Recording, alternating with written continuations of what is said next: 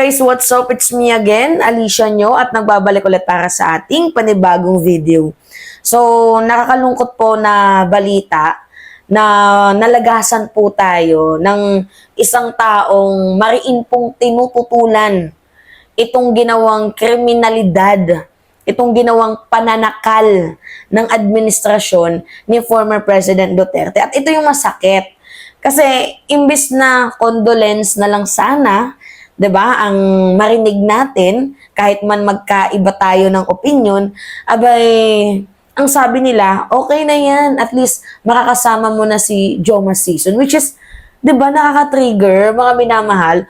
Okay lang naman na magkakaiba tayo ng opinion, pero sana maging makatao pa din. So by the way, ito yung balita. Pakita ko sa inyo But na off yung phone natin. Wait lang. So, nakalagay dito, yan. Rest in peace, Representative Edsel Lagman. So, May 1, 1942 hanggang January 30, 2025. By the way, sa mga hindi nakakaalam, itong si Edsel Lagman, talagang isa siyang tao na nagkokomento patungkol nga po sa mga pagpatay ng dating Pangulong Rodrigo Roa Duterte, human rights defender. Itong si Edsel Lagman, at talagang kontra po ito sa tinatawag na corruption. Kaya nga natin nalaman, 'di ba, na lumobo ng humigit kumulang 4.5 billion pesos yung confidential funds ni former President Duterte. If you will remember, si Edsel Lagman ang isa sa mga bumoses nun. Yung time ni former President Duterte, kasi nagkakabukingan na nga patungkol sa usapin ng confidential funds, abay biglang napasplok itong si Edsel Lagman na itong si Duterte lumobo yung kanyang confidential funds ng humigit kumulang 4.5 billion pesos. Ito nga yung balita It was during the time of former President Rodrigo Duterte when the confidential funds of the president ballooned at 4.5 billion from only 500 million during the time of the former president, and then umabot siya, nag-increase, mga minamahal, hindi kasi mabasa ng maayos, tama ba? Yan. From only 500 million during the time of the President Benigno Aquino II, ballooned, increased to 90 million, 90%. Diba? Increase during the time of former President Gloria Arroyo, and the confidential intelligence funds of the Office of the President was only 600 million. So, malabo kasi, nawala yung nahak ata yung ng impact leadership. Anyway, itong si Edsel Lagman po, mga minamahalang, isa po sa mga taong kino-call out yung mali ng former administration. Like, corruption, diba?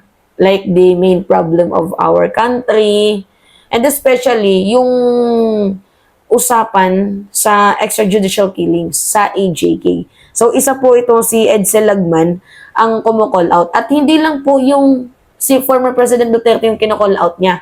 Bagkus itong si Sara Duterte din. Naalala ninyo, nung panahon na binabagyo tayo ng bagyong Karina, 'di ba? Si Sara Duterte umalis na bansang Pilipinas. Kinol out yun ni Edsel Lagman. Like, napakawalang kwenta mong vice president. Imagine mo pwede mo namang iset aside yung concert na yan kung saan ka man pupunta. Kasi duty mo vice president ka ng bansang Pilipinas, pero mas inuna mo yung personal agenda mo, which is wrong. 'Di ba? Supposedly, dapat tinutulungan mo ang gobyerno. Kinol out yun ni Edsel Lagman. Pati yung lack of empathy. Kinol out din yun ni Edsel Lagman, yung patungkol doon sa Metro Manila, 'di ba? Yung state of emergency. At hindi lang yun, napakadami pa. Patungkol din sa West Philippine Sea, kinol out din, mga minamahal, ni Edsel Lagman.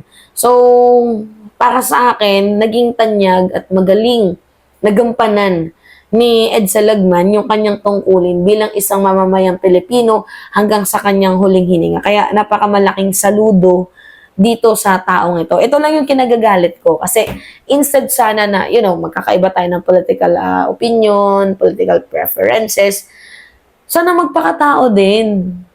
Yan lang yung akin, no? Sana matuto din tayong magpakatao. Like, okay, magkaiba tayo ng opinion, iba yung opinion mo. Pero ang pangit naman ata, ang baboy naman ata na makakakita tayo ng komento na deserve mo yan. 'Di ba? Ay, dyan ka na. Ang kita-kita tayo sa impyerno.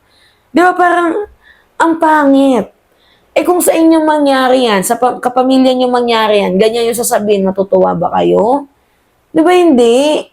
I hope na nagigets nyo yung point ko. Kasi yung tawag ko nga dito, hero to eh. Na totally na sobrang ina-idolize ko siya. Pero yung punto na kino-call out niya yung mali, may times din naman na sinuportahan niya yung ginawa ni former President Duterte. May times naman na sinusuportahan niya. Dapat gano'n lang tayo. Pag tama, suportahan. Pag mali, i-call out natin. Kaya nga, saludo ko dito kay Ed Salagman. Talagang remarkable yung kanyang pamumuhay dito sa bansang Pilipinas. Dahil naging, mas productive na person na pamulat niya yung ibang mga kabataan. Katulad ko, 'di ba, na from nabubudol tayo ng pamilyang mga Duterte, pero naimulat tayo na naging tulong itong si Ed Salagman para maimulat tayo sa katotohanan. By the way, nakakalungkot man na balita, itong si Ed Salagman ay ngayon, rest in peace na siya.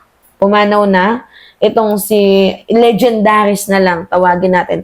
Itong si Ed Salagman. So, sa mga pamilya ni Lolo mo Edsel, taos-puso pong nakikiramay ang Minamahal Channel, especially nga po sa boses ni Alicia Commentaries. Nakikiramay po kami, pati din yung mga viewers natin. At ipagdadasal po natin yung kanyang kaluluwa na sana mailagay sa magandang kalagayan dahil naging mabuti naman siyang mamamayang Pilipino. Ginampanan niya yung pagiging Pilipino, naging makabayan, at hanggang sa kanyang huling hininga, binuwis niya yung kanyang buhay para sa mga kababayan natin Pilipino para mamulat tayo sa katotohanan. So, dapat yan po yung sundan nating yapak na kina-call out ang mali at sinusuportahan yung tama. Alright, it's me again, Alicia nyo, at nagbabalik ulit para sa ating. By the way, don't forget pala to click the subscribe, hit the notification bell mga minamahal, like, huwag niyong kalilimutan yung like and share. So, yun lamang po. It's me again, Alicia nyo, at nagbabalik ulit para sa ating panibagong video. Maraming salamat mga minamahal.